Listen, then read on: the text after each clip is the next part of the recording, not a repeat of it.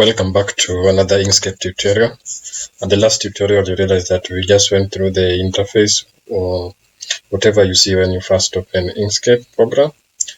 And also we just did the selector tool here. So today we want to go through the tools we have on the left side of the screen and the options you are presented with once you select those tools.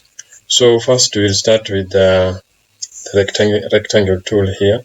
So you see if before you select the rectangle tool, you can see the options you have. You can draw square using a rectangle tool, or you can as well just draw the rectangle. And you can see the color is automatically blue because that is the last color I used during my operation. So it's kind of have the memory to store whatever you use on the previous operation to kind of present them anytime you use them. So this is a rectangle here, and if you select it, we have these options where you can resize it, and if you select it again, you can rotate it on the center. And also in the selection here, you can see the different options we have up here. You can change the length, you can change the width. Length is width and height. So here X and Y just shows the position where the rectangle is in relation to this page we have here. We can as well draw another rectangle here. So you remember we have some small squares diagonally, then we have a small circle here. So these options are you're presented with depending on the shape you are working with. So they perform different function. Like this one is just used to resize the small square, the small white square that is used to resize, just the same as what we use in the selector tool. And this small circle here is used to make the corners kind of rounded. It's like you are adding the fillets on the shape. So if any case you have this object and you want it to have those round corner, the first click will give you this option of adjusting the size. The second click will give you the option of trying to rotate it and also enable you to skew it a little bit. Then if you double click so fast while the cursor is inside here, it gives you the option of having the round corners there. And also we have this option here. Yeah, let me just hit the delete key on my keyboard. The next tool we have here is circle. So having this tool here, we can create circle, we can create ellipse and arcs. So if I draw my circle, sorry, this one I'll explain that one in just in a few seconds. So remember here, you can see here also we have options here where the first time we draw the circle, we have the small squares presented with us there. So these small squares we can use to resize the shape of our circle. We can form an ellipse using these small white squares there. This small circular tool here we have, so we can use to create something like a Pac-Man shape here. So you see if I press my left mouse and hold it, you can see I can form this kind of semicircle there. I can form some kind of an arc there. So we have two options here, depending on where my cursor is. If I press and hold, I just draw a small circle there while my circle tool is still selected. Yeah. So if we come back to this one, so while still on the small circle tool there, if my cursor is outside and I press and hold the left mouse, then I can have this kind of shape. But if I move it inside, if I move my mouse inside, then you can see it kind of form a different shape there if compared to when it is outside. Yeah. So when if you are here in this window and you want to go back to a full circle, you can see the options we have here.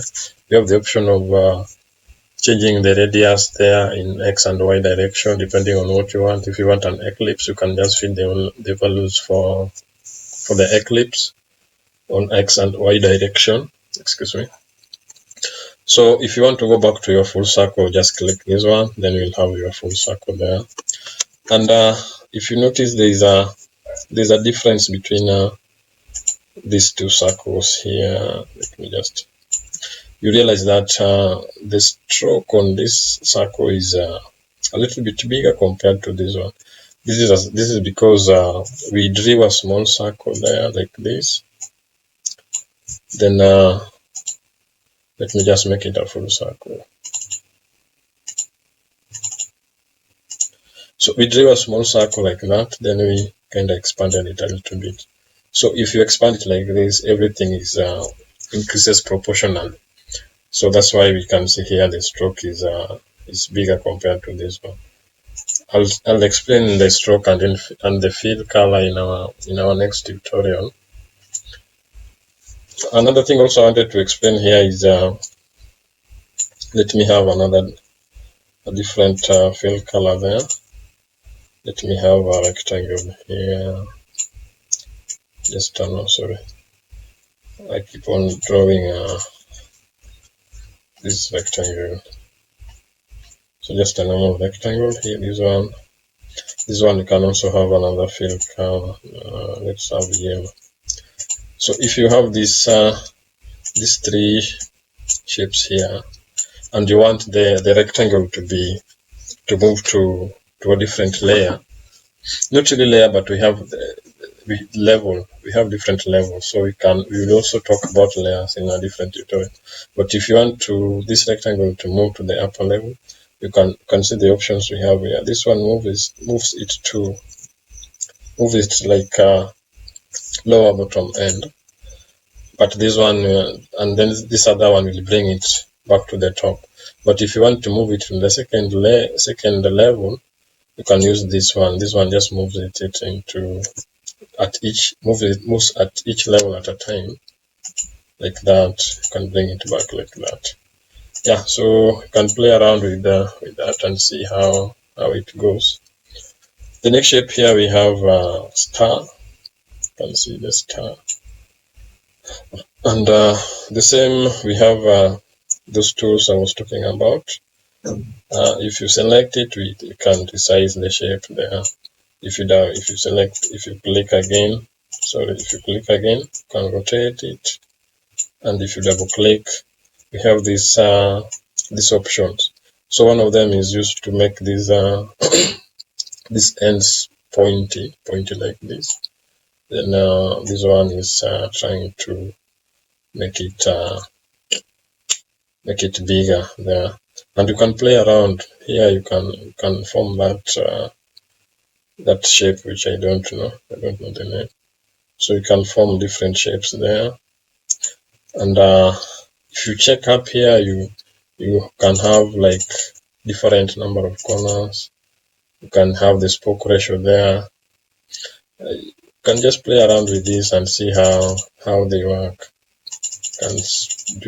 Can make it not sharp at the end points. You can randomize. So play around with this and see how it turns out. So like instead, if I just want to draw a rectangle, I can just make the corner stay there. Then I double click this, then I can play around to try to make a rectangle there. The other one is we have kind of spiral here, so can create a spiral there. So again, I also have those square shapes there, which can help me to make the spiral tighter, or let's make it a little bit loose. So I can add the number of spiral there using this other end, or I can reduce using this other end here. To get those shapes there, you can just double click so fast, then you'll have these options presented to you. You can also have a clear way to control the divergence and inner radiance here, just to make it more accurate. I think that is all about the tools. These other ones we can talk about it, as we move with our tutorial here. Maybe we can talk about the text tool here. So let's say let's have a rectangle here. Then let's have our text tool there. Let's say hello world. Hello world. This was my first program in C++. So we can as well change the fill color there of the text. We can have it white, so it appears more nicely. We can have it yellow there. You can move it around. You can as well play with the font. But that is not for today. Today I just wanted for us to go through the shapes we have in Inkscape. There's also a eraser tool here. Eraser tool. Let's say you draw this shape. I won't really advise using the shape tool, because let's say if you have something like this one here, and you come and erase it like this, you basically will mess your things up, because Inkscape as a program is it's like a numeric that just tell the computer to draw certain shape based on different number of points. For example, this rectangle here, it tells the computer to draw a star based on these points here. So if you use eraser tool, then you'll make things complicated. See what based on the 3 points which we had initially, now you have added several points. We just make it very complicated to work with, unless you come here and try to remove it to make it a little bit straight, or try to straighten it. So I won't really advise to use a freehand, because we have different shapes here which you can use to make any shape you want in Inkscape. That was a little bit of a rant there, but it was worth it. So that is the end of it. So next tutorial we'll do more about the fill color and how you can control the stroke. How you can control the stroke, though you're not able to see it here. Let's say we have a fill color to be different as white. So here we have the stroke. Stroke is now visible there. So thank you very much, and thanks for watching, and hope to meet you in the next tutorial. Thank you very much, and have a